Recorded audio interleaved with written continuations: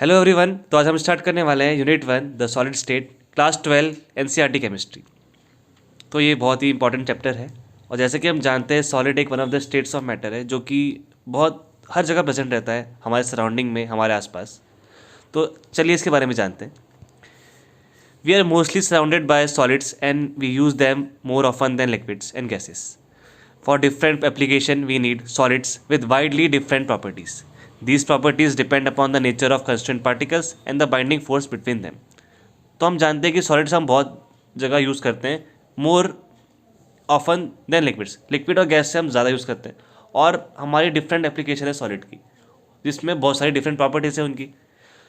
और जो ये प्रॉपर्टीज़ है वो डिपेंड करती है उनके कंस्टिट्यूएंट पार्टिकल में कि वो कैसे अरेंज हो रखे हैं, उसके पार्टिकल कैसे अरेंज हो रखे हैं और उनके बीच में जो फोर्स है, बाइंडिंग फोर्स, कैसे इस पार्टिकल को जोड़ा गया है, किस फोर्स से, उस पर डिपेंड करती है। The study of structure solid is important. हमें सॉलिड का स्ट्रक्चर पढ़ना बहुत ही ज़रूरी है। जो उनके बीच में रिलेशन है स्ट्रक्चर और प्रॉपर्टीज़, उससे हम न्यू सॉलिड के बारे में पता लगा सकते हैं और उससे हम नए नए डिफरेंट सॉलिड पता कर सकते हैं जिसका यूज़ है like high temperature super conductors, magnetic materials, biodegradable polymers for packaging, biocompliant solids for surgical implants. तो उनका यूज़ यहाँ पर आ जाता है। From our earlier studies we know that liquids and gases are called fluids because of their ability to flow. The fluidity in both these states is due to the fact that the molecules are free to move. हम जैसे कि जानते हैं कि liquid और gas को fluids कहा जाता है, और ऐसा क्यों कहा जाता है? क्योंकि उनके अंदर एबिलिटी होती है फ्लो करने की। जो उनके पार्टिकल होते हैं वो थोड़े से फ्रीली होते हैं, उनके ऐसे स्टेट है जिसमें कि particles are free to move, इस वजह से इनको फ्लूइड्स कहा जाता है और ये आराम से फ्लो कर सकते हैं। पर on the contrary constituent particles in solids have fix position and can only oxalate between about their mean position. But solid में ऐसा नहीं होता।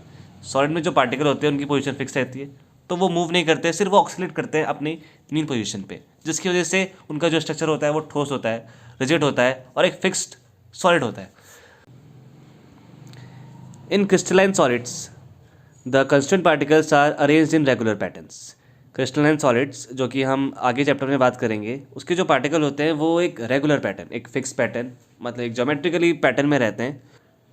इन this unit we shall discuss different possible arrangement of particles resulting in several types of structures, the correlation between the nature of interaction within the constituent particles and several properties of solid.